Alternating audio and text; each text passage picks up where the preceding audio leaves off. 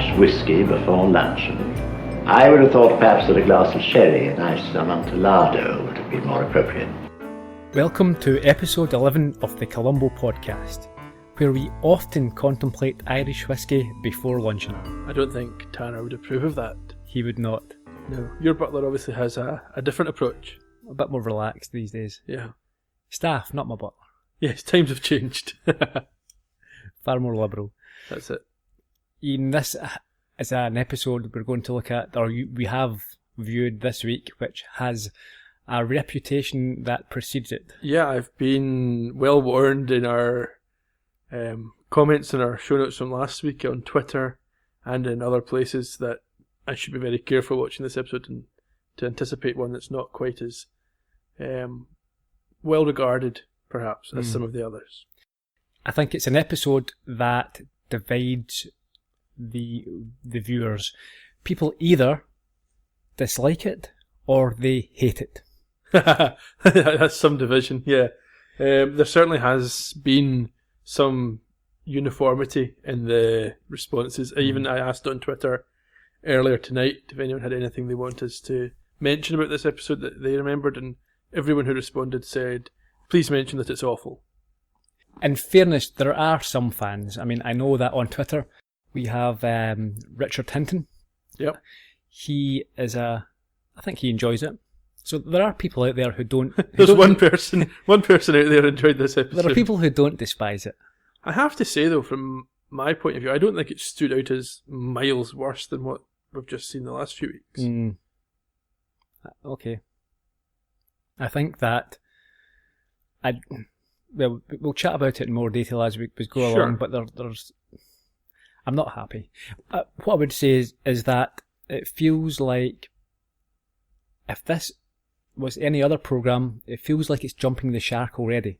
It's a type of episode that you think, these days you would think that's it. It's ran out of ideas, so they're sending the main character off somewhere else. Yeah, there wasn't nowadays you'd probably see like 2 or 3 episodes of a lead into this where it's talked about how he's going to be going to London, or there would be a bit at the start explaining why he's off to London, but it was really just, oh, he's in London, here's 2 lines about why he's in London, let's go on with the show. Mm-hmm. I mean, it's the first fish out of water episode that we have in Columbo. Mm-hmm. And I'm not sure if those episodes themselves are the strongest. I guess I'll see as we go on.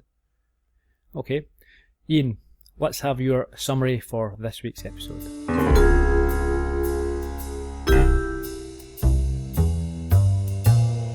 Dagger of the Mind sees Columbo travel to London, Englandshire, to train with the best and brightest Scotland Yard has to offer.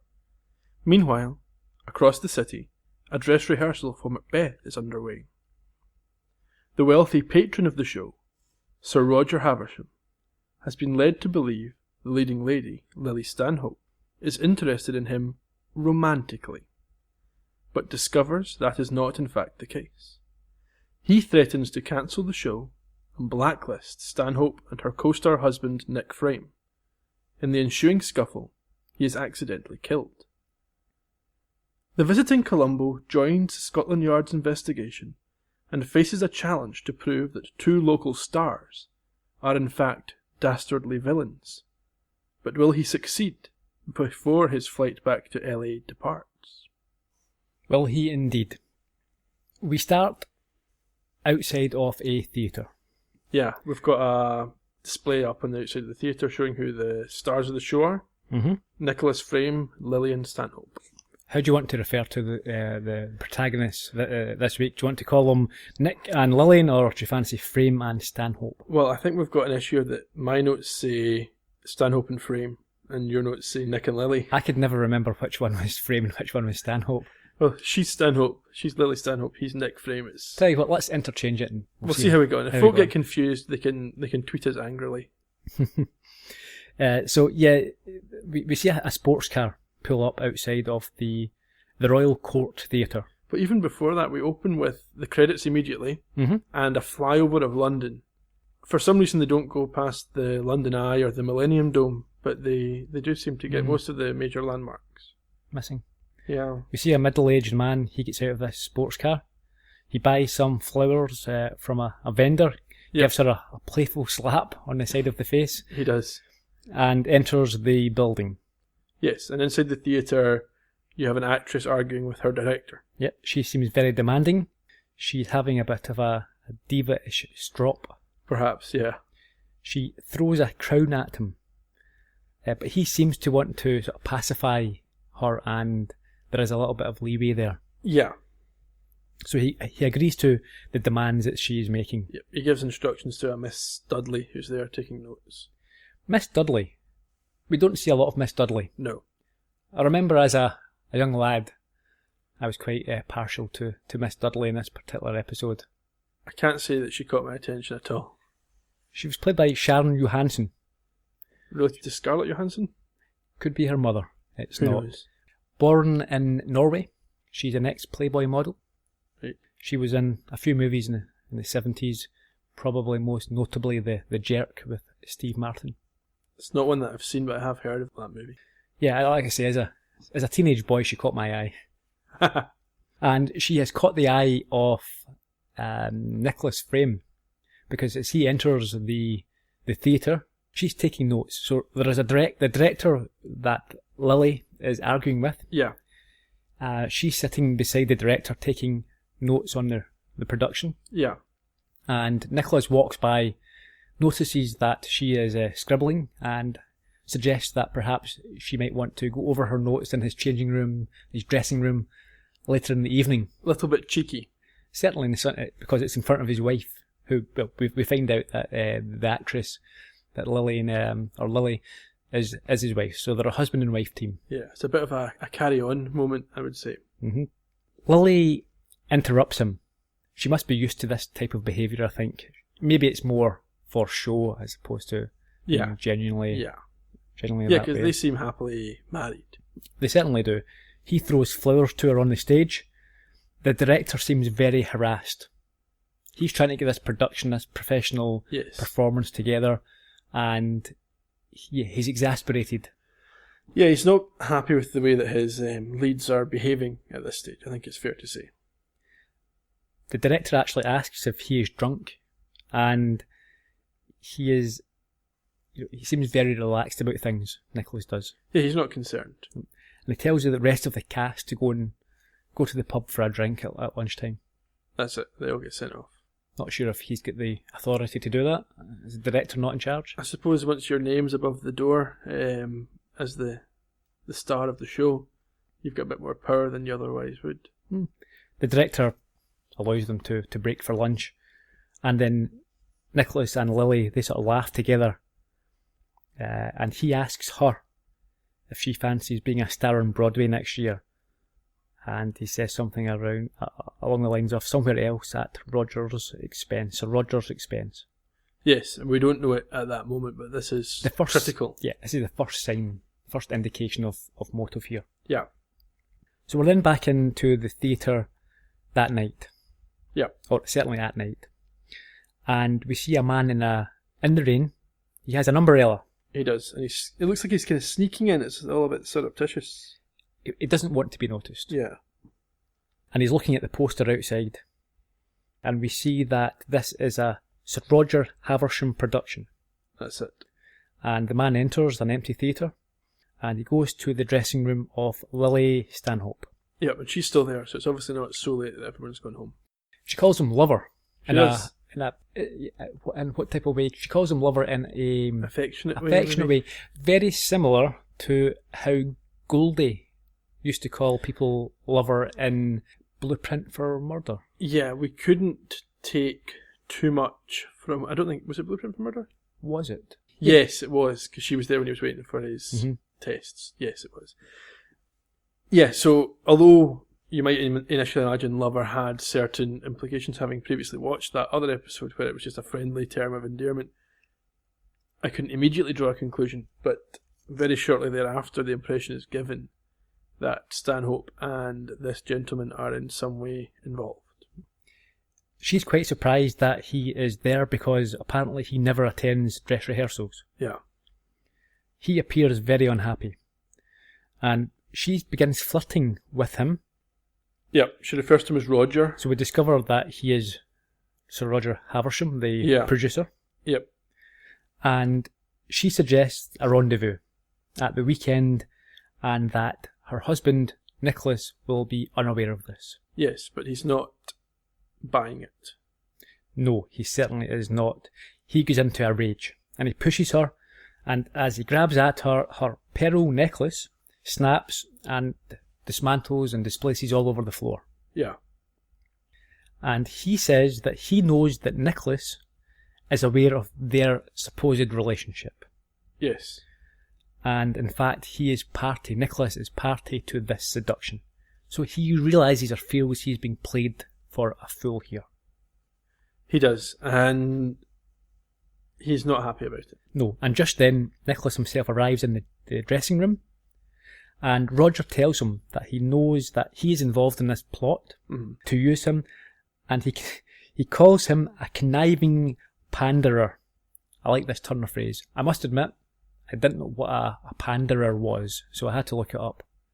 Did you know yourself? Well, to pander to is to make yourself attractive to kind of but it's more suck up. Yeah, it's, in this context, it's someone who is effectively pimping out his wife. Right, that's the impression that we're getting from that.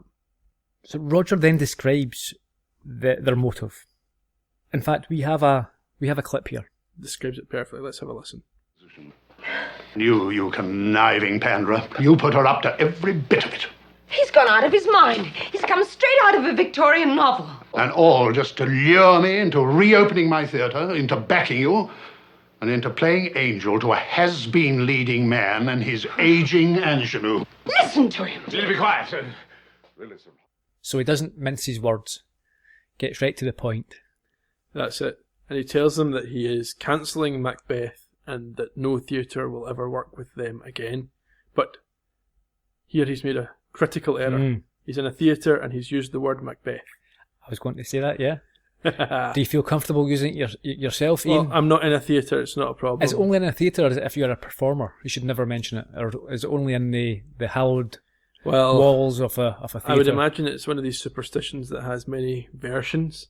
But certainly uttering it in the theatre on the night of the dress rehearsal, I think you're basically responsible then for whatever happens to you. So you don't abide by these theatrical superstitions? I might well do if I was in a play. Break a leg.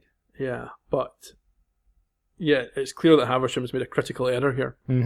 And he, not only does he tell them that he's cancelling the financing of this production, he goes a step further and he tells them that he will be telling the rest of the cast and crew what the situation is, and that he will also make sure that they never work again. Yeah, he's going to blacklist them, and obviously he's a man of some influence, being a knight of the realm. John Williams, he played Sir Roger Haversham. Yep. He died in 1983, aged 80. Now, he had another Columbo connection in that he starred as Chief Inspector Hubbard in Dial M for Murder, which also starred Ray Milland. Another connection, yeah. He actually won a Tony in 1953 for the same role on the stage. Right.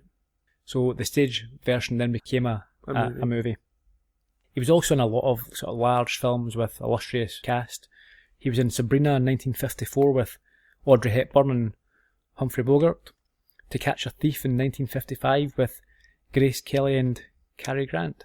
So he's been around, and it's very much in keeping with what we've said before about the calibre of actor that they've been recruiting for Columbo. They don't scrimp on that. No. So where were we? He's about to get killed. He attempts to leave the dressing room and there's a struggle. This is a bit of a strange one. Yeah. So Lily picks up... So Nicholas is struggling with Sir Roger. Yeah. And Lily is sort of screaming, asking them to stop. She picks up some facial cream and a jar of this, and she throws it in the general direction of the argument. Yes. Nicholas moves or ducks, and it strikes Roger on the head and kills him. It reminded me a lot, I don't know if you've watched these films, but particularly the recent Hobbit movies. You get a lot of scenes of battles where you've got these big orcs with their big swords, and there's little hobbits throw a stone at them and their head falls off. And it's just ridiculous. And this reminded me a lot of that. It's like one non-lethal item directed gently by a non-powerful character at the head of an adult male kills him stone dead. But it's not just that killed him. It was, I don't understand what she was attempting to achieve by throwing something at them. Perhaps to get their attention. Okay. So Roger falls to the floor atop the perils that had previously been scattered across the decking. Yeah. And they kneel over the body in a panic as they realise what's happened. And then there's a knock at the dressing room door, and it's the stagehand telling them that they're due to be on stage for the dress rehearsal. Yeah. Interestingly, you don't see the stagehand, but it is voiced by Don Knight. And Don Knight played, I don't know if you remember, he played the mechanic Mike Alexander in It Should in Black. Do you remember there was a few weeks ago, the Englishman. They shout back telling him that everything's fine. And then Nick confirms that he is in fact dead. Yeah. Now she's panicky and says it was an accident.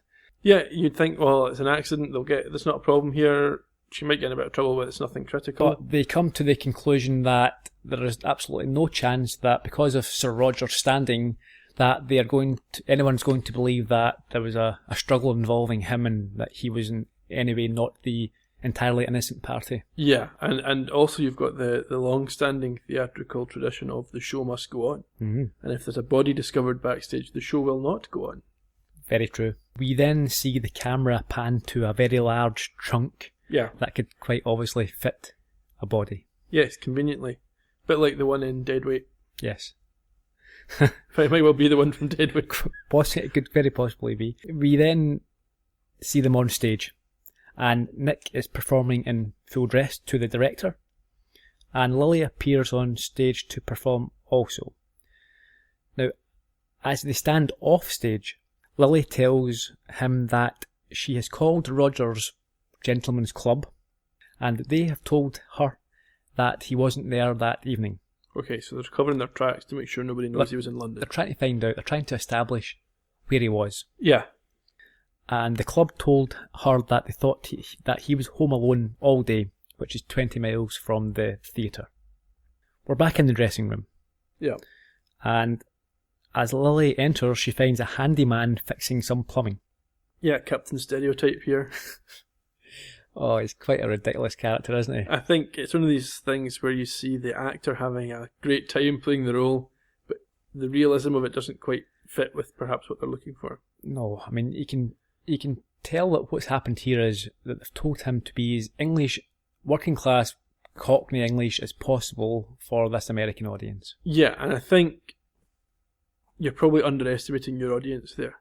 The sophistication of your audience. They're not going to see this as a standard character. They're going to see this as a stereotype and exaggeration. It was, Dick Van Dyke stuff, wasn't it? Or worse. Mm-hmm.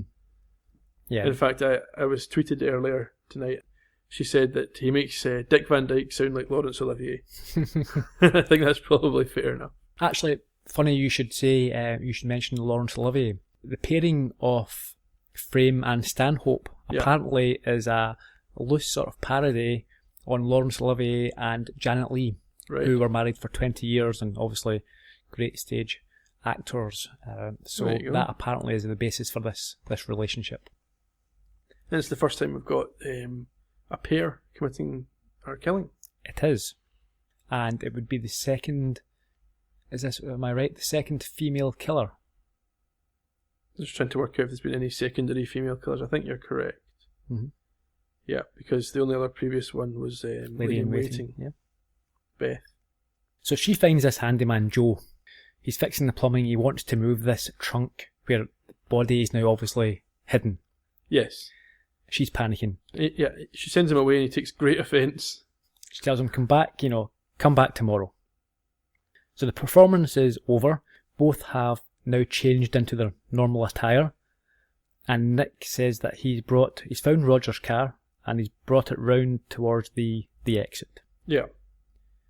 And the handyman, he's still waiting to lock up. Yeah, and they send him to the pub. Yeah, so he's preventing them from removing this trunk. Nick gives him some cash He's awfully gracious, Governor. and tells him to go to the pub, and he'll lock up for him. They remove the trunk from the dressing room, and also, importantly, they remove what they think is Roger's umbrella. Yes. Sir Roger's umbrella. Yep, they've got the... Yes, they come back for the umbrella. They forget it initially, or they don't pick up immediately. But then they come back and they've got the umbrella. They're quite happy. There's not any mistakes being made. They load up the car. It's a perfect crime, apparently. Well, not perfect crime because they didn't plan it to happen, but it's a perfect cover-up. It's a dreadful crime, to be honest. Yes. Throwing cream at someone's head and then pulling them out in a trunk in a theatre. No dignity whatsoever for the poor man. Not only that, they humiliated him for weeks in advance of the crime. So they drive to Sir Roger's home. So they drive both cars, their own car and his car. Yes. And we see the trunk has got scratches on it, and Lily, she replaces his hat, coat and umbrella in his closet. Yes. Question: how did they manage to get into his home? Did they suppose it? The keys would have been in his jacket, yeah. Yeah. Okay. I just thought it was bizarre that a man in a house of that size and a knight of the realm, as he were, had no staff. But that was obviously answered a bit later on, but that was my immediate thought. Well, they would see, this is the thing as well. Again, it's one of these risky, leaving so much to chance killings. We find out that the butler Tanner, he lives in his own cottage on the grounds. So even although he's been dismissed, he still could be around. But to be fair to them, on this occasion, it wasn't planned at all. They're panicking here and they're improvising. It's not like they've got a long-term plan built up. Which leads me, however, to question why they drove 20 miles to put this plan into action. If he wasn't at the theatre in the first place, could they not have dumped him in a London alley somewhere to make it look as if he's been mugged and robbed? Propped him up behind the wheel of his car somewhere. So they've risked driving 20 miles with a body in a trunk in a car. They've risked going to his home where they could not have known who would be in there. Yeah.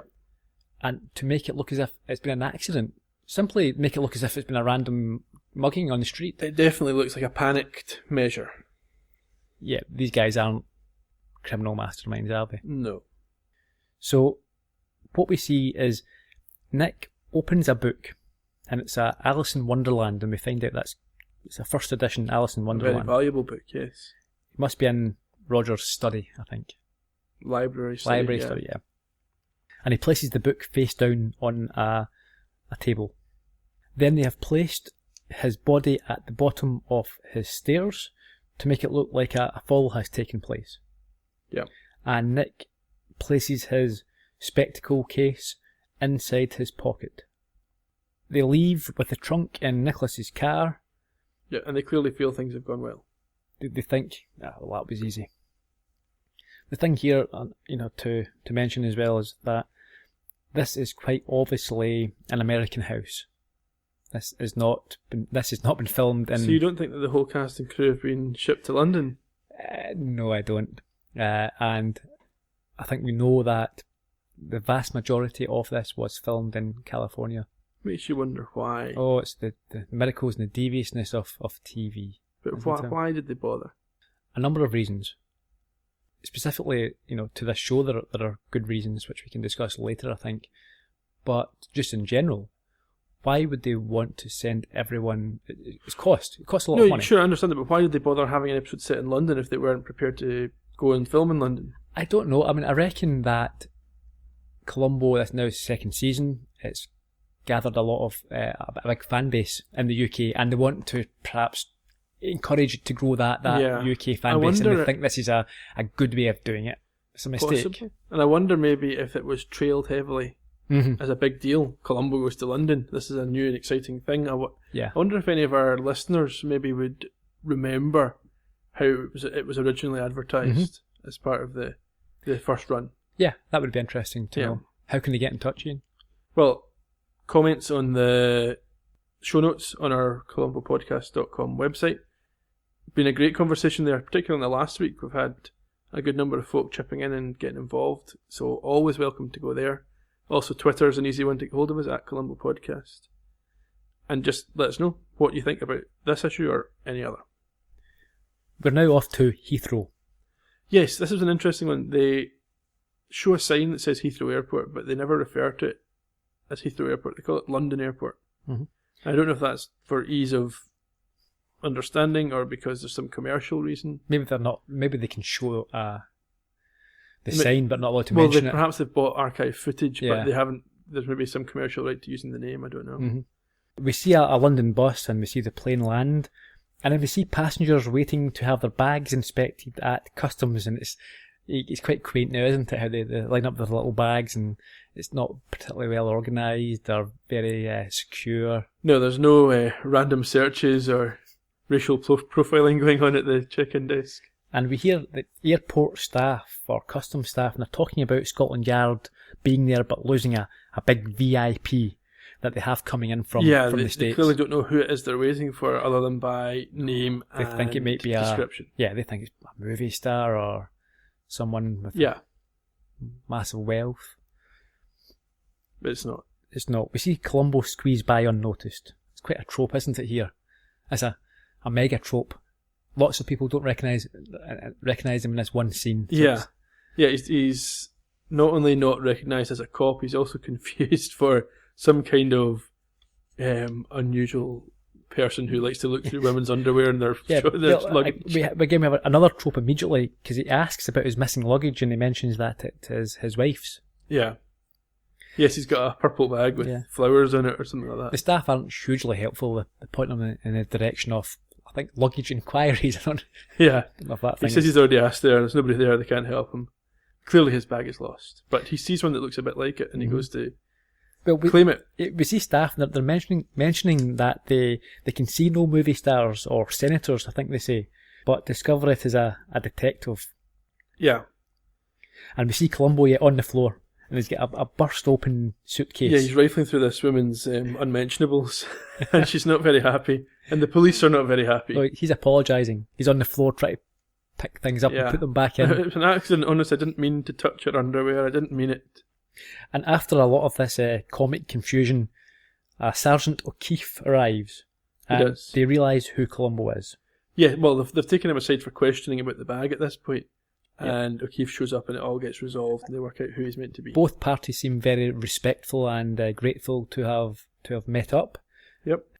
Columbo is called an honoured guest, and I think we have a clip here. A clip of Columbo's reaction. The problem here is I seem to have lost my suitcase. And the yard will find it for you, sir. The least we can do for an honoured guest, eh? I don't want to be a nuisance. No, it's no trouble, sir. Oh, fine. Already we've found your passport for you. Oh, and the Commissioner's office asked me to give you their official welcome, Lieutenant. Even if I did muck up the red carpet business a bit, so... Oh, listen, it's just great to be here. How do you do? Lieutenant Columbo. How do you do, Lieutenant? Thank you very, very much. That's all. You know, I mean, just to be here at Scotland Yard, Jack the Ripper and all that. Right, well, thank you very much. This way, I love that they call him Lieutenant. Yes. And I also like the fact that he, of all the things to associate London, England, Britain with, is Jack the Ripper. Yeah. I suppose maybe that's the kind of literature he's been reading. Or in his line of business. Yes, it's maybe the perfect unsolved murder. You can imagine how that might grate Columbo. Yeah, if only had a few more days, a few more weeks, perhaps he could have got to the bottom of it. Maybe.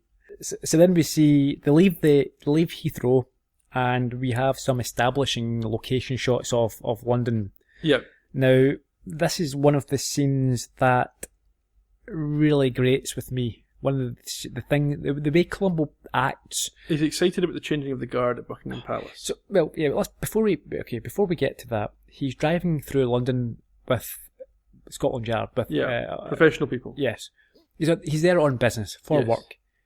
He makes him stop the car in central London. He then jumps out with his camera, and he starts taking pictures of all the sort of touristy landmarks. Yes, in a very excited and childlike, annoying fashion. You go there on business, you do your thing, and then in your own time, at night, the evening, whenever, or even if you ask the next day, listen, can we go and see a few things, you do this. He's acting like a pest, to be honest. And that's why I don't like this episode as much. Columbo is not endearing enough. He's annoying sometimes. He is a wee bit annoying. I don't think it's a million miles out of character. I think that the disrespect for protocol is fairly, established. I think that his interest in everything that's going on around him is established. So it's a stretch, but I don't think it's outrageous stretch. It may just be the physical aspect of it that annoyed me. Yeah, it's not running so much. around It's on the not so much roads and- this scene. It's the next sightseeing scene when he starts buzzing around all over the place. That's particularly, it's a standout. I was going to say egregious, but I used that word last week. I don't want to get it's a limit on that one. Once per 4 episodes. That's the I think rule. we agreed. We did. There's another trope here. He talks about his camera and says that his brother-in-law gave him it and he'd be glad to see these pictures. So. Yeah.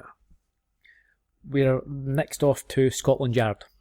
Yes. Columbo's taking more pictures of the Scotland Yard sign. Yeah. And again, another trope. The chief superintendent, who is Dirk, or meets O'Keefe in the car and doesn't first realise that Columbo is the VIP guest because of his appearance. Yeah.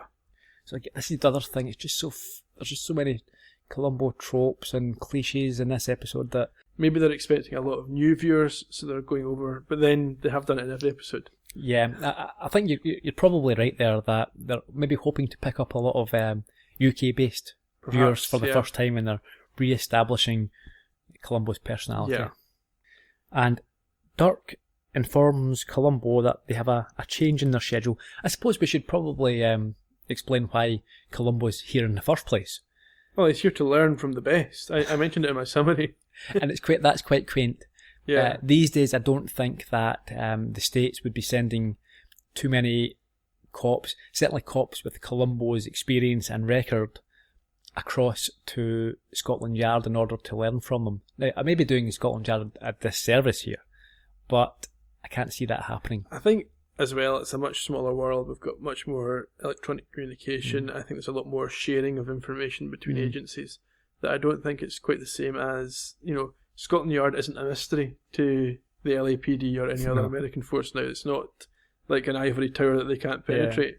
Whereas back in the 70s, maybe it wasn't as easy to get information out. Yes, but I would suggest that if they were doing that from the other episode, last week's episode, that Wilson would be the person that they would send. The LAPD would send Wilson. He was the eager young buck looking to learn from everyone else. He would be the person they should have sent across, not, Columbo. Maybe. So Dirk tells Columbo that there is a change to the itinerary, the schedule. There's been a death in his family. His wife, that's Dirk's wife, has called and says there's been a death, and he's going to, as a formality, have a look in. So we go off to Sir Roger Haversham's home. Yeah, I mean, we've just come Scotland Yard. The police are very proper. They're acting very professional, which I think maybe highlights the contrast with Columbo that maybe you were talking about in the previous scene. But it's just Dirk and Columbo who travel to Haversham's home. And Columbo is impressed with the size of the home, and he suggests that it must be a big family. But Dirk tells him that, and I quote here, the old duffer lived alone. Yeah. And that he was a very distant relative, and he is just here as a courtesy. Yeah. And there's a bizarre reference to a period of public mourning for Sir Roger. Yeah. I can't imagine anyone that you would have public mourning for out with whoever the monarch is. No, but you may have perhaps a local public mourning. It wouldn't be nationwide, but in the village, in that area, if he was an upstanding member of society, maybe. Maybe. We have a local constable who is waiting.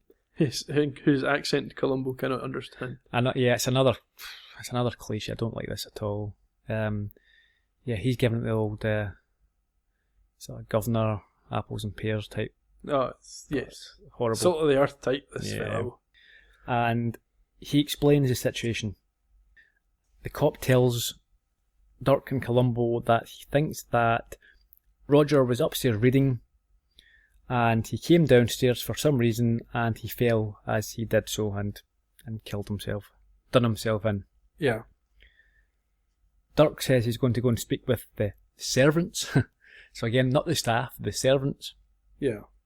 And invites Columbo to have a look around the house whilst he does so. Columbo's investigatory nature takes over. Dirk is played by Bernard Fox. Yep. He was born in 1927 in Wales. This is his first of 2 Columbo episodes. Troubled Waters is his second appearance. A wee bit away from that one, I think.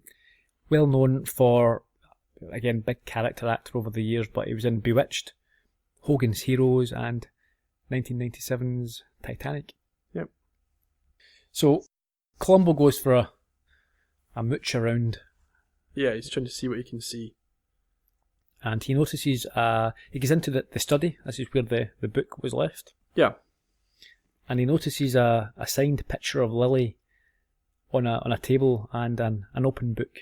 Describe the book and how it's been placed and what it is. The book is opened and placed with the cover up, face down, on a table. It's clearly a old book.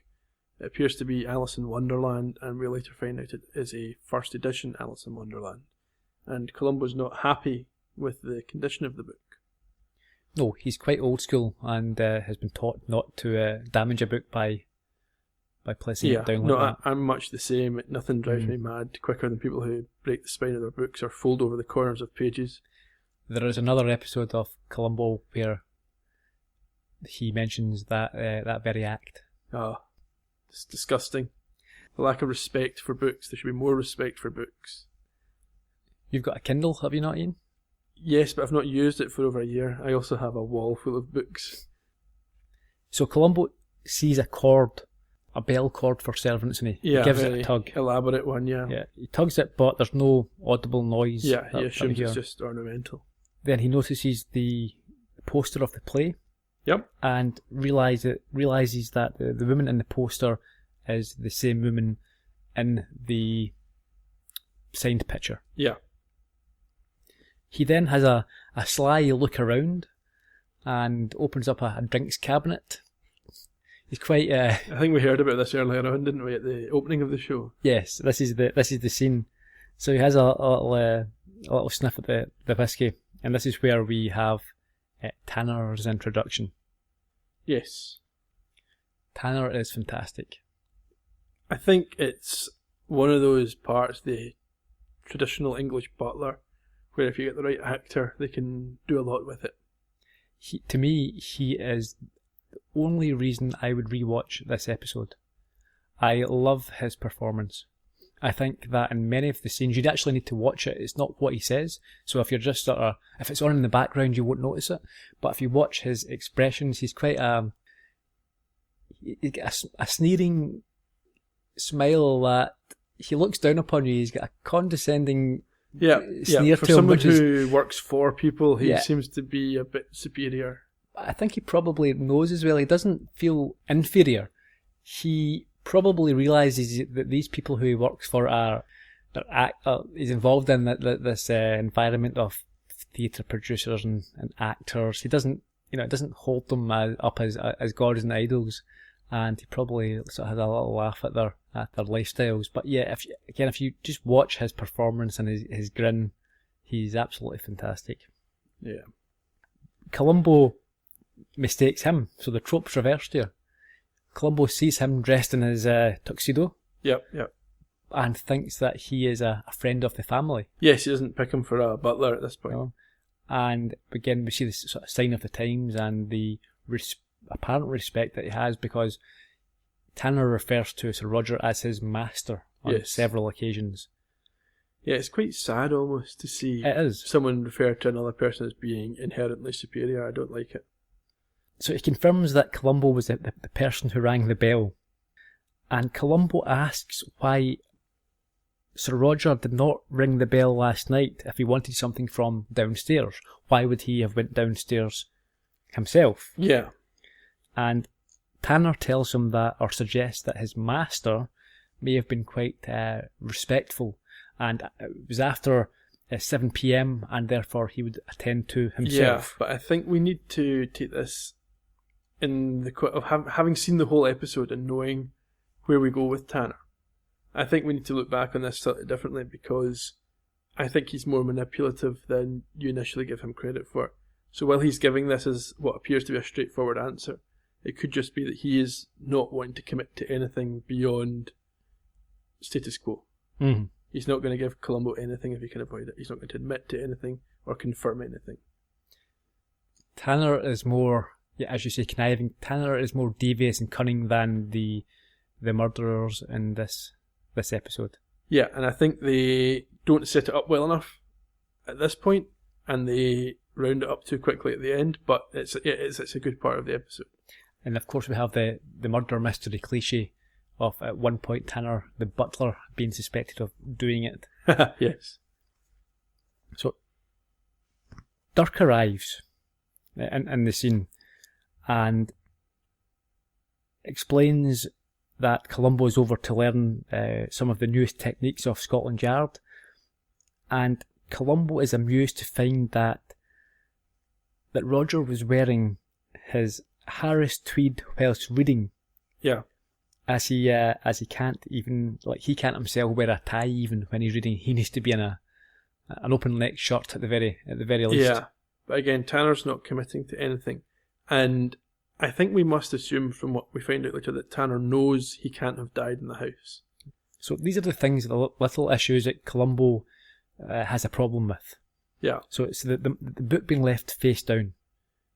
I suspect that Columbo thinks that someone of Sir Roger, someone who would have this collection of books, would not deliberately damage a book. Yeah. There's the issue of him going down himself to attend to whatever it was, as opposed to using his servants. Yep. Reading glasses is the other one that is an issue for him. Yes. He questions where they would be, because they're not on the table with the book. And Tanner, I think, again, providing an answer, says they would be in his pocket. He keeps them in his pocket when he's not actively reading. Columbo, because of that, assumes that the glasses should therefore be broken. Yes, having fallen down the stairs, and presumably not in a hard case. We're now back to the theatre. And it's now, we see outside, it's in memoriam to Sir Roger Haversham. Yeah, they've got his coffin up on the stage. Yeah, I don't know if would you do that? Was that the done thing? Is that the done thing in the theatre? Well, this is what I was saying earlier about public mourning. I don't know. It's not something that I'm aware of. It's very... But that wasn't public mourning, that was sort of friends and family. Sure. I'm never really sure what the purpose behind the whole either open or closed casket version of this type of event is, but it does happen. Either way, the file by the friends and family, the file by the coffin, and Lily starts to overact in That's grief. the exact note I've got. Stanhope overacts. The press are there to take pictures as well. So the Clearly, press yes, he's well enough, or high profile enough, that the press are interested in this, so they're there to find out what's going on.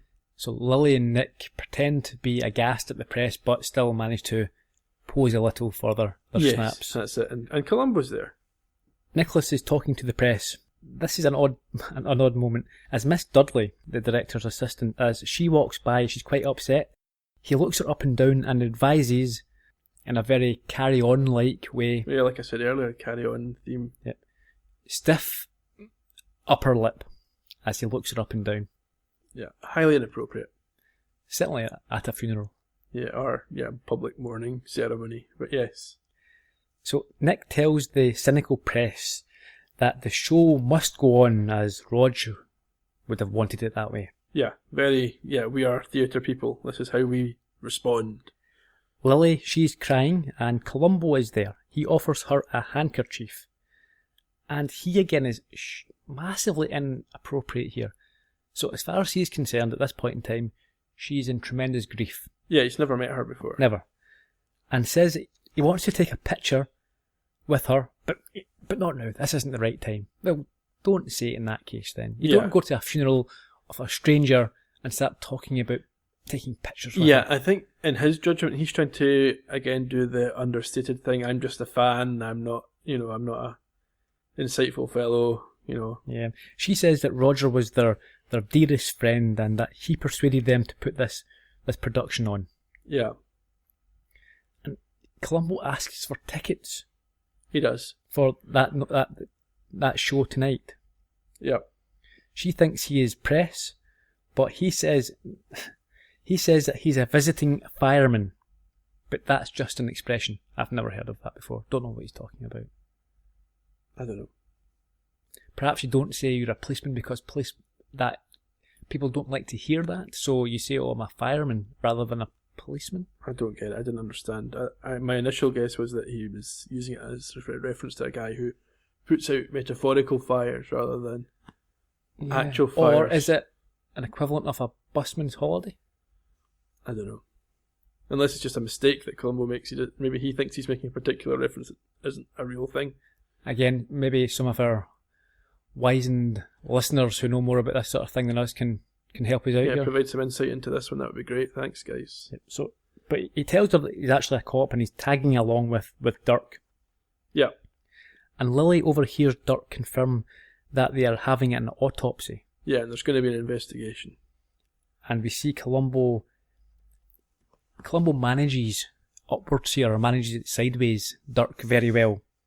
Because he allows him to think that checking for the broken glasses on Sir Roger's body was his idea. Yeah.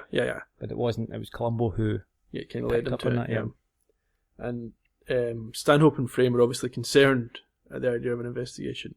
Well, at this point they think that the case is closed and they've got away with it. So they don't know what to do, and there's a great line. It goes, "If you'd taken that part in the Agatha Christie play like I told you to, you would know these things." But he calls, I think he says that stuff is rubbish. Yeah. Agatha Christie is rubbish, and that's a knowing sort of nod to the genre. It is. There's actually a few of these where they take shots at actors throughout this episode, when obviously everybody in it is an actor. Yes. We're back in London. Yeah, this is the scene that I thought was more of a standout in terms of Columbo's bizarre behaviour. Yeah, he's just, I said before, he's being a pest. Yeah, I mean, the only note I took was Columbo seems thrilled to be in London. Which is, it's fair enough, enjoying yourself, but he just acts quite, I don't want to say obnoxiously, but I can't take to it. Unprofessionally might be the... Oh, certainly unprofessionally. Yeah. We go to Sir Roger's... Gentleman's Club. Yeah. Or in fact, no, is it Dirk's club? Do they share the same club? I think, certainly it's a gentleman's club. I think it's Dirk's actually. Yeah, I think it is, because he talks about other people that he went with, his dad and his grandfather maybe. Yeah, and Columbo seems very impressed with the sandwich selection that's available. It's the whole, I think this was a play on the different use of language between America and the UK. Mm-hmm. Columbo didn't know what to expect, and he was told he was getting tea. Yes. And what came was impressive. The club staff are very 70s here. I think the person serving them says, when Columbo mentions how impressed he is with the sandwiches, he says, that's why they keep the ladies out. I didn't really understand why good sandwiches kept the ladies out, but I understood. Saving the best stuff for the gentlemen, I don't know. Understood the sort of sexist undertones. Certainly. We're only finally getting past that in places like golf clubs nowadays. Mm-hmm. Diver, a pathologist, he arrives. And yes. we have a little comedy scene, which I did enjoy. Sure. Do you want to describe it? Not really. Okay, I'll do it. Okay. So, Diver is showing pictures of the autopsy. We have Diver sitting down with Columbo in the middle and then Dirk to his right. Yep. And Diver, the pathologist, is describing the injuries in the body as he's passing pictures of the autopsy to Dirk. Yeah. Columbo is trying to eat a sandwich and is obviously feeling quite queasy at the talk of the autopsy and the dead body and the pictures, and you can see Columbo not looking at the pictures, passing them along, and I actually do quite like that scene, that performance. Yeah. Columbo being queasy is a recurring theme. There's quite a few things to make Columbo queasy that we know of. So there's autopsy pictures, there's heights, there's the water, cable cars. I don't know if that's still height or what. Height, yeah. Yeah. So he gets queasy fairly regularly. Anyway, the point of this Yeah, there are some critical points. Well, what are they? He finds out that because of the way that the blood had been pooling, it was apparent that the body had been moved subsequent to death. There was also bruises, and the death had been caused by a hemorrhage. And Columbo confirms that at this point he believes it was murder. This means murder, yes. We're back off to Sir Roger's house. Yeah, Frame's there. Nick and Lily. This is them responding to hearing about the autopsy going to be taking place in the investigation. They speak to Tanner. They do. And Frame mentions to Tanner that he lent Sir Roger a copy of Macbeth, and that this copy was in fact Sir Henry Irving's, and I think he's a fictional greatest actor, of perhaps a fictional equivalent of Sir Laurence Olivier. Sure. I think that's who it's meant to be. It was one of his own copies with his own handwritten notes on each page, and it was immensely valuable, and he would like it back, if possible, before the estate is sealed up and the lawyers get their lawyers and taxmen get their hands on it. And Tanner says that he understands, and he actually says, "We won't let those stupid tax people even see it." Now, this is interesting because you mentioned about why they would film, or why they would be filming it in the States and or not in the UK. So, Tanner was played by Wilfred Hyde-White. Okay. And at this point in time, he was a tax exile. He owed a vast amount, apparently, to Her Majesty's Exchequer. Yes, Inland Revenue, or which is now the HMRC. Yeah. He owed a lot of tax, and because of this, could not return to the UK. So it's quite a nice little nod there when he talks about those stupid tax people getting their hands on things. So you've got your typical English butler, traditional style, who can't go to England. No. So, but this again was why a lot of the filming was done in the States. Sure. So he could not get into the country. And this is why we know all his scenes were must have been filmed elsewhere. They were filmed in California. Right. That's on the record.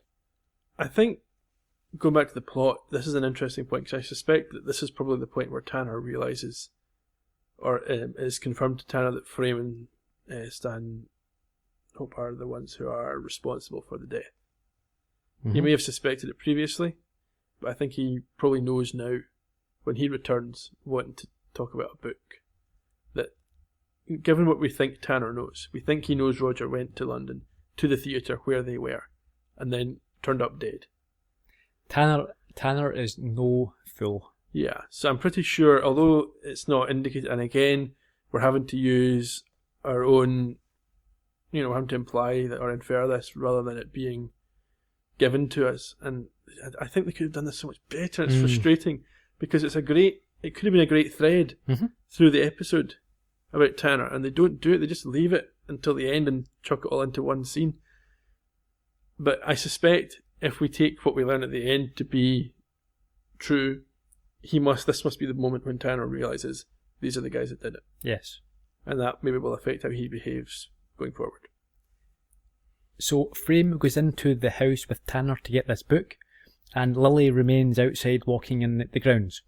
Yeah. Columbo and Dirk arrive by car, and Dirk instructs the handyman, or Sir Roger's general handyman, to stop cleaning his car. That's it. Stop doing anything. Obviously, this is now a crime scene. That's it. He tells Columbo, the handyman does, that he washes Sir Roger's car every day. And we see Columbo looking puzzled at something. And we hear Lily act surprised as Dirk tells her that Sir Roger was murdered. Yeah. While this is going on, Frame arrives, stating that they can't find it. Yeah. It being the book. And he is introduced to Dirk, and again acts very shocked at this news of the death and the murder. Yeah, and I think he talks about, I think it's about the book he refers to as being unimportant. And we get a great line from Dirk who says, "Just one moment. The yard will decide what's important here. Yes. So Tanner calls down from the window. He says they can't find it anywhere. Yeah. And as you say, they tell Dirk asks what they're talking about. And then we have that fantastic line. Yeah. I like the reference to the yard because I don't think you would have got that in the UK. I'm pretty sure the UK cop dramas wouldn't have talked about the yard. Oh no, you would. I think they would. Yes, there's a famous, is it somebody off the yard? Who am I thinking of? I don't know. Dixon of Dock Green. No, Nipper Jack or somebody like that off the yard. Yeah, that's quite. It's annoying me now. I can't think of the. It's not Nipper. It certainly was out of fashion by the time we got to the 90s when I started watching television. 60s and 70s. These would be the guys who, if we're talking about the Great Train Robbery, etc., it'd be people from the yard who would be heading up these sort of investigations, I think. Yeah. Nick tells them that the book itself that they're after is worth £20,000 to £30,000. Whoa. Yeah. That is a huge amount of money in early 70s. And you can imagine the American audience doing the calculation. How many dollars to the pound? Well, that must be about... at least two, or around about two. Yeah, it's sort of $50,000 yeah, at that point. For a book in the 70s. And this appears, therefore, to be the motive, the red herring motive. Yes, this is what they're trying to do. They're trying to plant this idea. So as they're leaving after this, they say that, they bought it hook, line and sinker. And then there's this evil laugh from the pair of them. So Dirk starts to explain the theory to Columbo, doesn't he? He says that there's a burglar. Roger goes down to investigate. But then at that point, Columbo interrupts quite abruptly and asks Tanner if there was rain last night, and Tanner tells him there was no rain all week. Yep. Which is quite important because, again, this is planting a seed of doubt or suspicion. Yeah, it's one of these things where it gives Columbo an idea, but it's not something he'll ever be able to prove in court. No. But it's enough for him to progress him in the right direction, investigation. As Lily and Nick leave, Columbo reminds him not to forget his ticket, and Lily tells him that she'll leave a ticket in her name at the box office. And then, as you mentioned there, they laugh very theatrically. Yeah, they're convinced that their plan is going perfectly now. We're back in the dressing room. Yeah, I think we're skipped to after this opening night, yes. Yeah, after the opening night, and they have, just to make it clear, there's two dressing rooms. There's obviously Frames and Stanhope's. Yep. And this sort of scene moves between both of them. Yes, you kind of get a jump, but it's Columbo's interviewing them separately, but it's shown as one continuous thing. So there are lots of people in the dressing rooms. There appeared to be too many, if I'm being honest. At first I thought it was in the sort of communal open public area, but the is filing through. Mm-hmm. They're all congratulating the pair on their success. It could just be that the audience was filled with friends and family for opening night. Mm-hmm. Columbo slips on a peril, and Lily confirms that it was one of hers that's broken and fallen off. Yes, and this didn't strike me initially because I didn't realise this was the crime scene. But Columbo quickly gets her to confirm that it got broke in a little fight that she had last night. He basically tricks her into admitting there was a fight there because it had never been mentioned. She immediately realises that she said something that she shouldn't have here, but she can't take it back because people start to talk to her and the conversation changes. That's it. And Nick asks Columbo if they found the book. And Columbo says no, and Nick then suggests that this must be the motive. Columbo's not interested in the idea he's never interested in the idea of a burglar. No, he doesn't. He doesn't agree at all. He doesn't understand why a burglar would have only taken one book. Yeah. I'm not sure again if I agree with this Columbo's logic here. If this is something that, in my mind, a burglar of rare books, your typical Raffles gentleman's thief. This type of robbery, like if you're stealing a piece of art or something like that, you do it to order. This isn't just you get in there and you're stealing whatever is at hand. A £40,000 book in 1970s, you don't need to steal the silver or anything else. You go in there, you don't want to risk being caught. Surgical, isn't it? You get in, you're told, go in, get that £40,000 book and get out. Lily, she then tries to find out what Snoop told him that there was a fight. Yeah. The other night. Yeah. And I think she refers to the little blonde. She thinks it's Miss Dudley. Yes. So she's obviously quite... So we said at the start that Lily didn't really mind his flirting, but obviously... She's not fond of her. She's annoyed, yes, that because she's not an unattractive that's probably lady. natural. Probably maybe 10 years younger than her herself, so it's a person seen as perhaps a... Sure. It's quite interesting because obviously she's a sort of a glamorous movie star, like the actress that plays Lily is a well-known glamorous movie star. Of course. Well, I was going to mention later, but we can mention just now, it's Honor Blackman. Bond girl. She is, obviously most famous for playing Pussy Galore in Goldfinger. Yeah. The best James Bond. I'm trying to remember where I first saw her on television now. Was she in a show called Upstairs, Downstairs? No, she was in a show called The Upper Hand. The Upper Hand, that's the one. An 80s UK show. With Paul McGann? Yes. Or was it Joe McGann? Paul McGann. Yes, I remember I loved that show when it was on. Although now I don't remember enough about it. Or was it Joe McGann? It was one of the McGanns. There's about 5 of them, isn't there? 4 of them. Yeah. Yeah, so it was okay at the time. I watched it recently. They were rerunning it on one of the channels, and it's dire. It doesn't hold up? Nah. Oh, well. Back in the 90s. Yeah. She was famous here for that.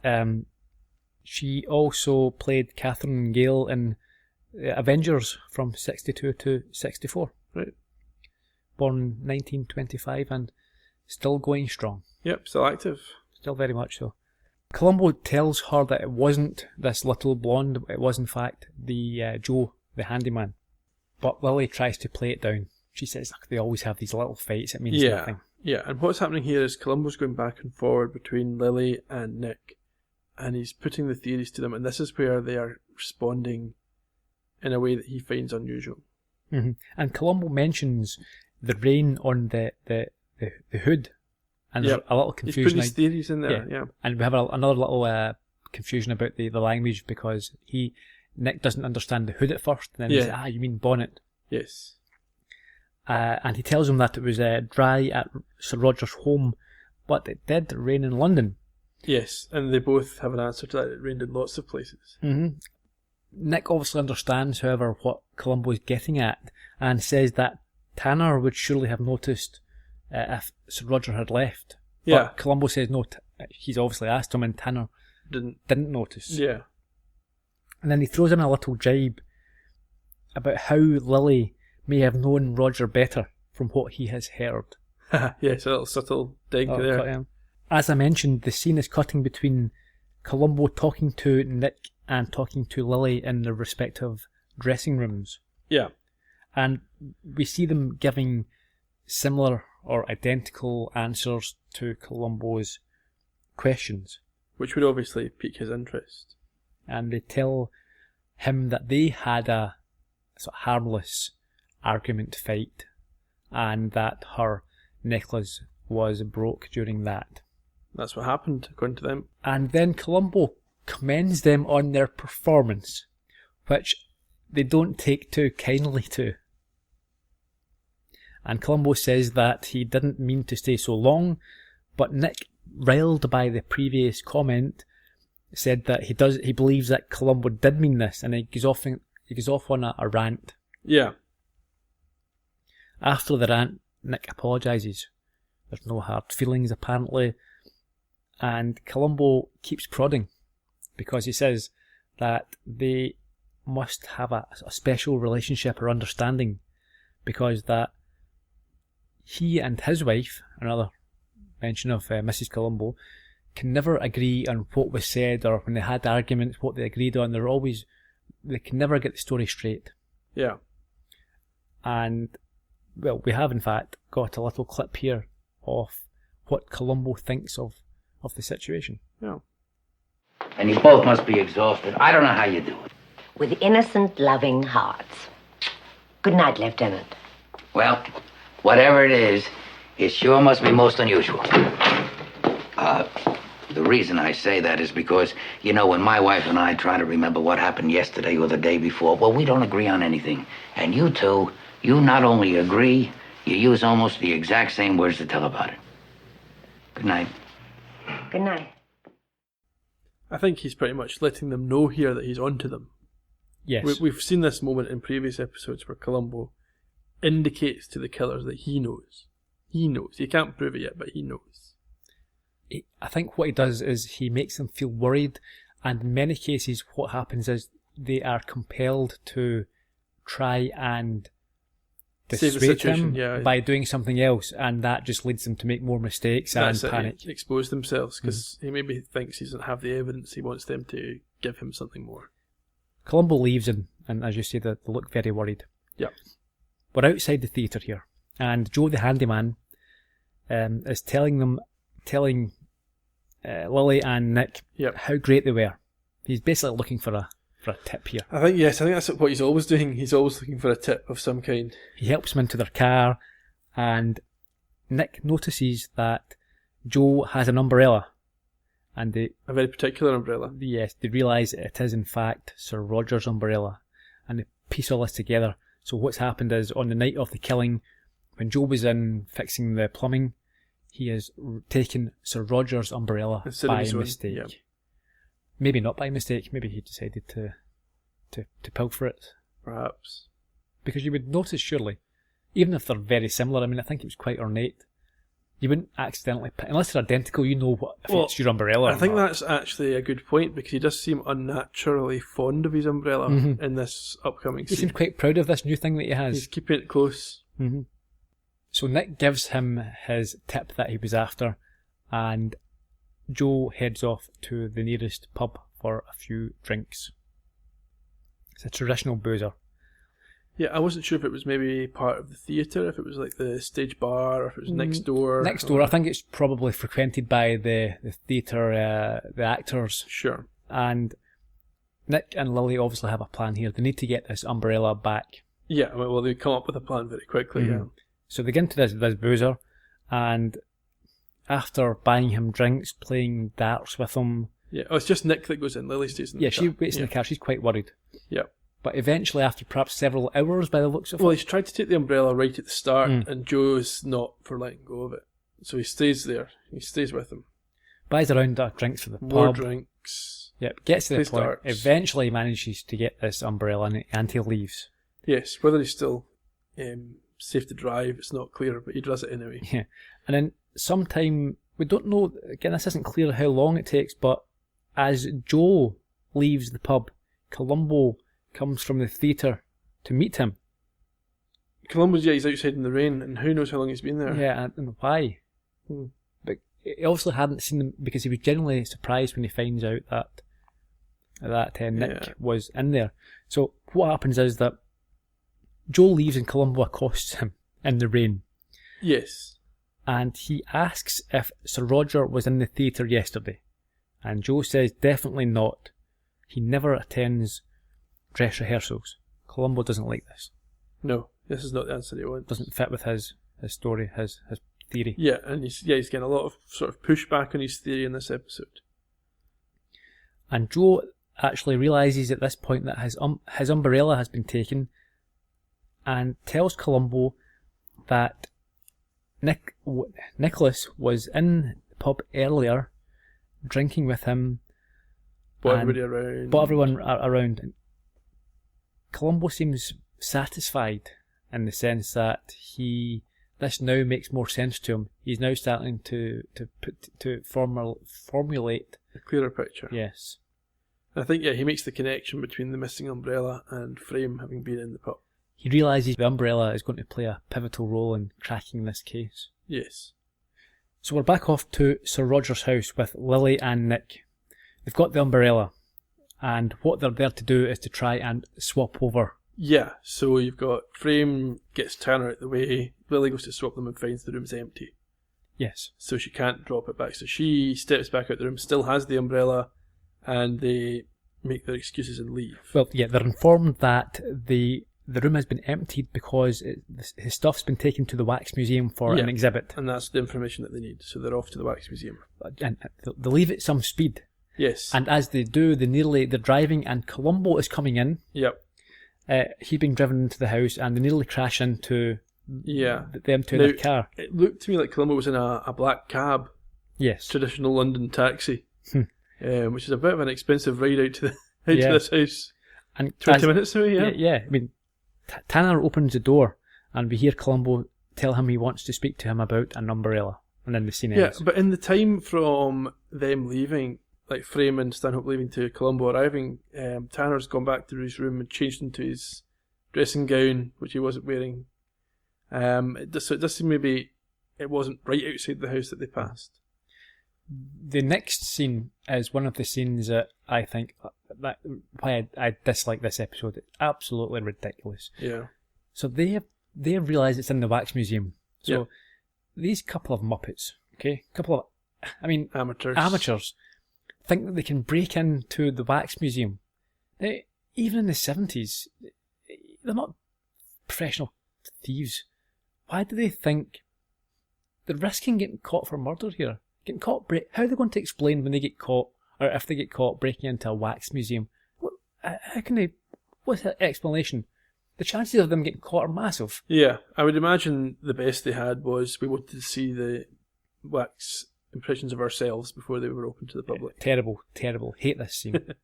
But anyway, they somehow find the only window in the place that's right into the room they need. And then they see a wax head. So they get into the basement and they see that the wax head of Sir Roger. Yep. And Nick turns it around and it falls on the floor. It doesn't get damaged. Doesn't, no. I was hoping it would shatter or something, but then wax doesn't do that. So they obviously steal this.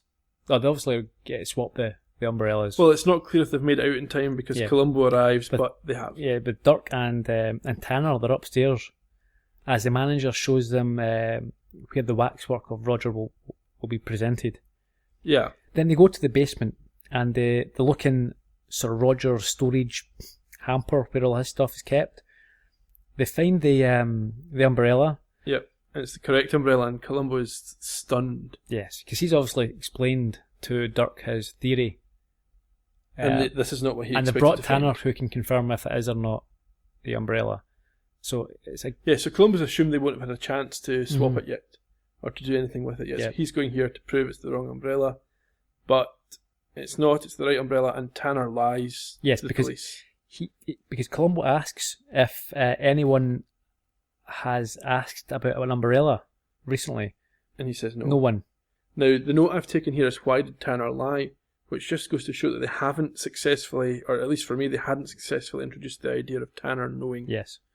Even to this point, which is but Tanner, Tanner also denies that Nick and Lily were at the house just that evening. Yeah, he covers it all up. But they almost crashed into him.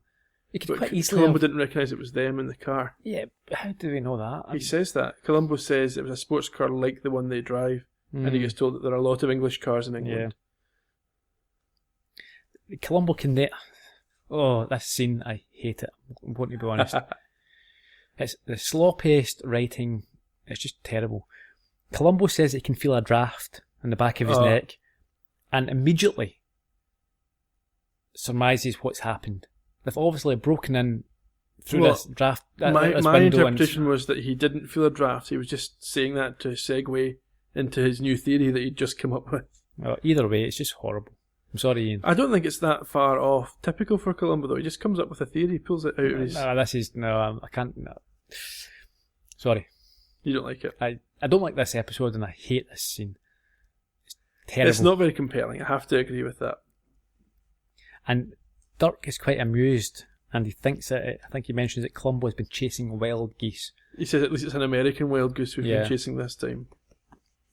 We're off to Lily and Nick's apartment. Yep, they're sitting in bed reading their reviews. Having a great time, drinking champagne. And they say that, now no one can ever prove I was wrong. Yeah. No one can ever prove that Roger was near the theatre. Yes. I think they've definitely now got away with it once and for all. Yeah, they're about to get their big revelation. Yeah. Well, before we get to that, Nicholas Frame, played by Richard Basehart. He died in 1984. He was aged 70. He was a well-known character actor, TV star. He played Admiral Nelson in Voyage to the Bottom of the Sea for 110 episodes from 64 to 68. That's a big commitment. But I know him best, and you might know him best as well, or certainly know his voice. His last TV role was the opening credits narrator for Knight Rider. Ah. So the desert scene when Michael Knight's driving and the narrator explains that Yes, Michael I Knight's know the X, scene. Y, and Z. That's him.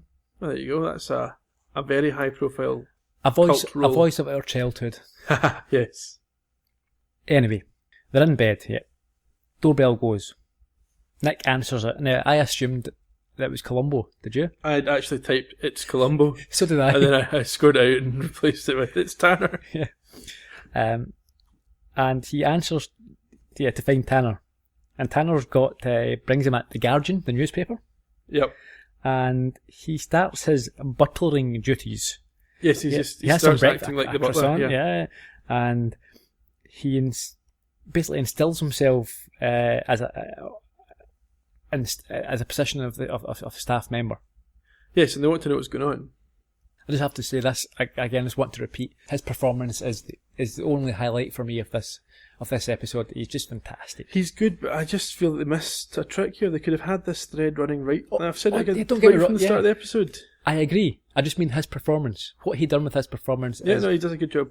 beautifully portrayed, and I urge anyone who hates this episode, doesn't watch it, just to watch it again, but actually watch his performance. It's delightful.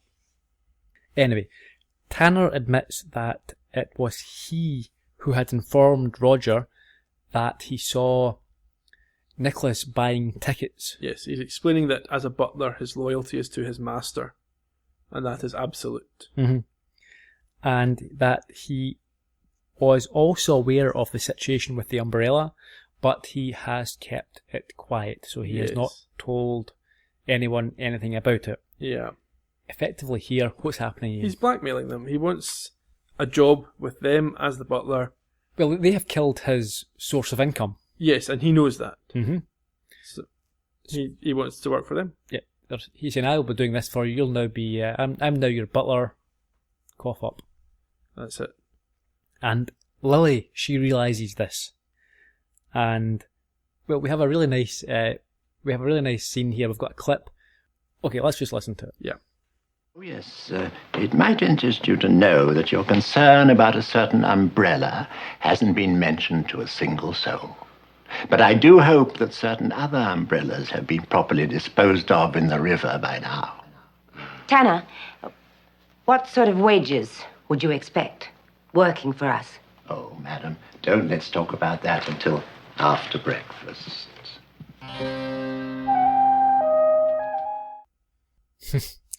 I enjoy that. Even there's a certain protocol of the British, of the English butler.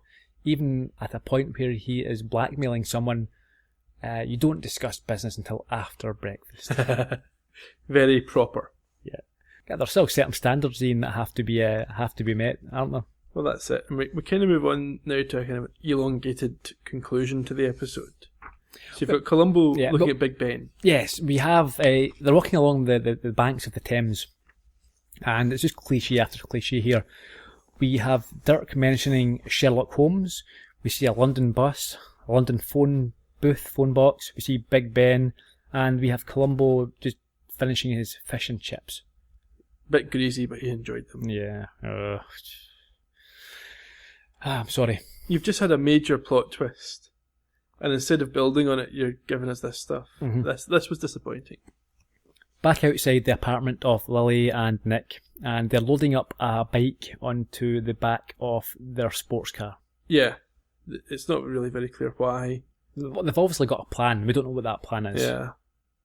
Nick asks Lily if they really need to do this, and she says yes, which is odd because at the end, we find that he apparently is a person who was more keen to do this final act.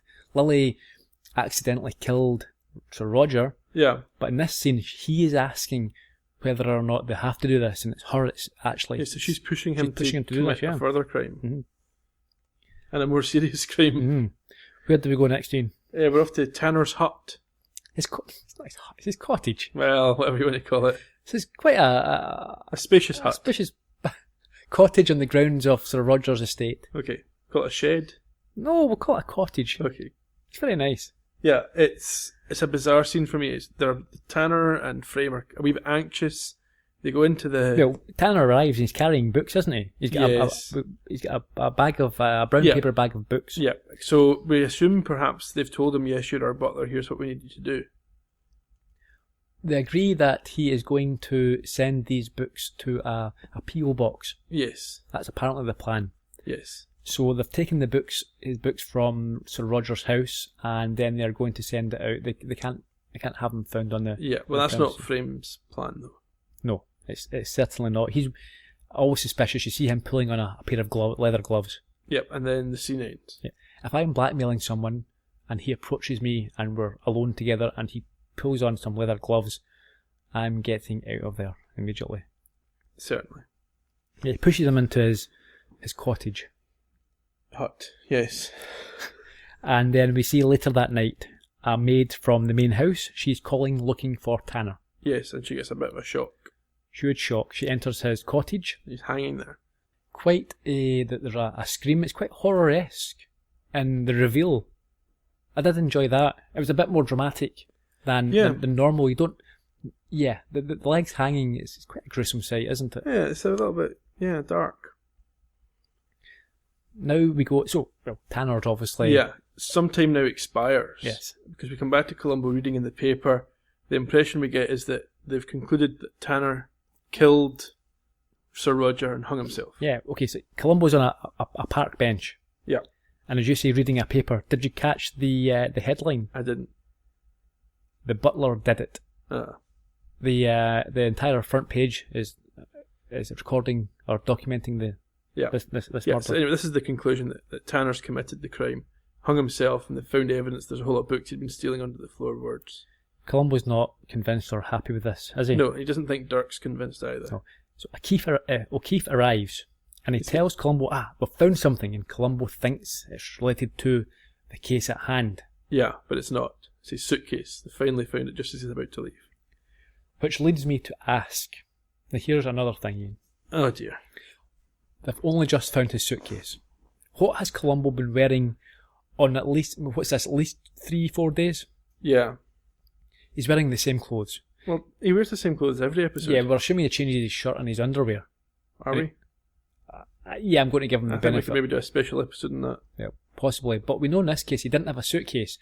And of all the cliched nonsense that we have in this episode, the one that they could have squeezed in would have been to go shopping. Columbo doesn't have his clothes. Yeah, they could have went Harrods or something. Harrods. They could have got him dressed up as a Sherlock Holmes. They could put him in a Harris tweed. They could have, as a country squire or as a man about town, anything at all, and they could have got him dressed up for that. But no, Columbo has been stinking around in 3 or 4 day old clothes that he actually travelled 11 hours from LA in.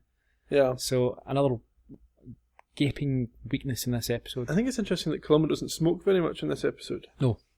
I don't know. There wasn't a smoking ban in London or anything like that. No. Maybe it was felt more metropolitan, or who knows. I think there's probably a smoking ban earlier in LA? the state, in LA, than what would have been here. Yeah. It's interesting though that they just didn't do that. Maybe there was an issue with getting the right kind of cigars in England. Mm-hmm. So Columbo asks O'Keefe if he thinks that Dirk actually believes this butler theory, and O'Keefe doesn't suggest definitely, but it's effectively, well, we are where we are, not a lot we can do about it. Yeah. And Columbo opines that if they just had one clue as to where Sir Roger was that night, that could crack the case wide open. Yeah. And then he spots something in the newspaper, and he asks to be taken immediately to the Wax Museum, and he also, before going there, has to buy an umbrella. That's it. Just quickly, John Fraser played O'Keefe. Yep. And the only reason I'm mentioning this is that he's a well-regarded, highly regarded leading man on the stage, but he was born in Glasgow. There you go. Where we are right now, so I thought I'd mention that. Good connection. Wax Museum, final scene. Yeah.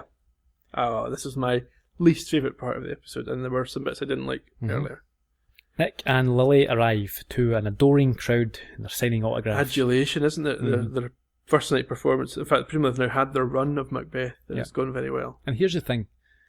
In the 70s, even today, unless you're a TV or a movie star, but even in the 70s, you weren't a superstar. These people are, even if you're famous, treading the boards as come on, these are Shakespearean actors. Yeah. Really? A pop star, a movie star would get that sort of fanfare, but they wouldn't have crowds of no, but people let's be fair, outside this. This is the opening of an exhibit in which they are portrayed, so it could be fans of theirs that have come. Yeah, I suppose, but a little bit too movie star for To my be honest, liking. I think of all the things that are wrong about this, that might not be the one to be too upset about. Okay, Jones, the manager, he shows them in and they see a drape covering the exhibits. Yeah. And Nick assumes that there'll be some sort of grand unveiling. And he's prepared a speech. Yes, he has. And then they notice that there's a space for Sir Roger's exhibit as well, and they're a bit uncomfortable about that. And Columbo arrives with... Dirk arrives first, followed by Columbo with his umbrella. Yeah. And the waxwork of Nick and Lily are revealed, and then the one of Sir Roger. That's right. Now, Nicholas is not amused and claims that most people, including Columbo, have frightful taste. I would agree with him at this point as well. A couple of days after the death of this chap, which is now was a murder investigation. But the waxwork manager, Jones, has already explained that he's accelerated the opening because of the death, because he thinks there'll be greater interest. So yes, it's a bit macabre, but that's deliberate. Yeah. He's being an opportunist. Nicholas did have a point. It's in bad taste, but that's a marketing opportunity. And Columbo says that he wants their help to prove something, and that he doesn't think that Tanner killed Roger. He accuses them directly. He does. He says he thinks it was them. And Lily tries to laugh this off, this accusation.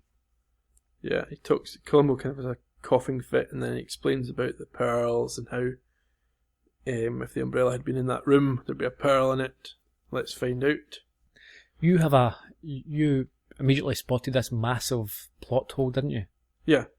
Explain. Well, Columbo basically frames them here. No, about the pearl still being in there. How? Oh yes, because Joe's had the umbrella. Yeah. Out and about for 2 days. Mm-hmm. So just let's be clear here. Joe picked up Sir Roger's umbrella by mistake. Yeah? Let's assume that. And let's assume that a pearl did go into this umbrella. Okay. But we know that Joe has had this umbrella, and we know that he used it at least in the night when he went to the pub and it was raining. But even if not, he's had it for a day or so, maybe two. And carrying it under his arm, he's hung it on the bar. Yeah. There's absolutely no chance that any pearls would still be in that umbrella. No. And Nicholas and Lillian were both aware, obviously, that Joe had this. They couldn't say, but they would be aware. Yeah, so they must have... They must know this is ridiculous. Yeah. But instead of that, Nick implodes. He implodes all right. He literally goes mad. Yes, I mean, she holds out for a minute. She says, "Oh no, he's planted it," and then they've got, I'll testify to the fact. Just let's confirm. So Columbo says that a pearl could have put into this umbrella during the struggle. Yep. And if it is in there, it proves that Sir Roger was there that night. And he opens up the umbrella and one drops onto the floor. And Dirk picks it up and says, "Yes, it's identical." A pearl. A pearl, yeah. What, you some sort of expert on pearls now? They all look the same to me. But yeah, this causes, as you say, the implosion of... He starts reciting Shakespearean walking backwards. Yeah. It's quite bizarre. Very hammy. That wasn't a bad performance. It was ridiculous for the episode and for Columbo. His performance was quite nice. Yeah, he's doing what he's told to do, I suppose. Mm-hmm. Lily holds out a bit longer. She says, "Oh, it's been planted." Jones says, "Oh, I will testify to the fact that nobody touched this." And then she kind of implodes as well. And she says that she killed Sir Roger by mistake. Yeah. And that Nicholas was mad when he killed Tanner. That's a lie, isn't it? We saw he was they were quite calm. Quite calm, and they'd plotted it and planned it, and she'd encouraged it. Yeah. So I don't believe that. Yeah, anyway, they're carted off, and Columbo is asked, "How could you know it was there?" It was a very long shot. Mm-hmm. And Columbo shows that when he had his coughing fit, he essentially planted the pearl in the umbrella. Mm-hmm. So what I would like to know is, firstly, how long is he going to be suspended for? And secondly, how much compensation is he going to have to pay to Frame and Stanhope when the case collapses? Yeah. He's lucky he's still a lieutenant. He hasn't been demoted after that performance. A lieutenant. Lieutenant, as they say over here, yeah. Not to mention the fact that he has no jurisdiction to get involved in the case whatsoever to begin with. Oh. Do you know what, Ian? This leaves a bad taste in my mouth. I'd like to wrap this episode up as quickly as possible. We could throw in a bad pun and mention that Nick Frame was appropriately named. No, we won't throw that in. Okay. Let's edit that out. Yeah, a little bit of trivia then, if we have to. We will, not related to the episode. It's not talking about the plot here. The title was an interesting one. Yes, the title. Okay, the title was from a line in Macbeth, a soliloquy from Macbeth, but also was used as a title in the original Star Trek in 1966. And we're seeing more and more connections with Star Trek, both original and later. The wax basement, where we had the wax museum basement, and we get down to the staircase to that, was the same set that they used in the jazz club from Etude in Black. I thought it looked familiar. It was much darker in Etude in Black. The lighting was different. The episode first broadcast 26th of November 1972. It was the more extended 98 minutes, which this didn't warrant. Well, it could have done if they'd managed their plots differently. Yeah. Richard Quine was the director. Died in 1989, aged 68 only. Oh dear. First of 3 Columbo episodes. Double Exposure and next week's Requiem for a Falling Star. So interesting, back to back. Back to back episodes. Written by Jackson Gillis. He wrote 11 episodes. We've already had 2, short fuse and suitable for framing. Okay. Which were fairly strong episodes, certainly in comparison they weren't to the worst, yeah. And as we've discussed, most of the scenes were actually shot in California. Only the sort of location scenes with Columbo around London and the Gentleman's Club. Right. The rest, I believe and understand, were shot on a set or in California. Oh, okay. So that's us. As I said, next week we've got Requiem for a Falling Star. We'll find out what happens then between now and next week's episode. Thank you all for having to put up with this episode. Of course, unless you actually enjoy it. Well, I'm hoping we're going to get a great conversation in the comments on the show notes this week, because we had such a good chat last week, and please do continue to comment on older episodes if you're just catching up on them. But I think this week we're going to get some heated opinions. We might find some agreement, but maybe there'll be some defenders of the episode who'll step up as well. We'd love to hear that. You're obviously entitled to enjoy the episode, and we do know there are some people out there, so it would be great to hear their defence of it. Yeah, and whilst I will encourage you to rate us on iTunes, please rate us on the basis of the podcast and not the Columbo episode, if you particularly dislike this one. But please do keep doing that. It helps us gain a bit of visibility. The more folk that listen to the show, the better. We want all the Columbo fans out there, and anyone who's got a bit of interest in Columbo to have the chance to get up to speed with the podcast and join us on the trip through memory lane. Well, I think that's us for this week, Ian. Thanks again to everyone for listening, and we shall see you next week. Cheerio.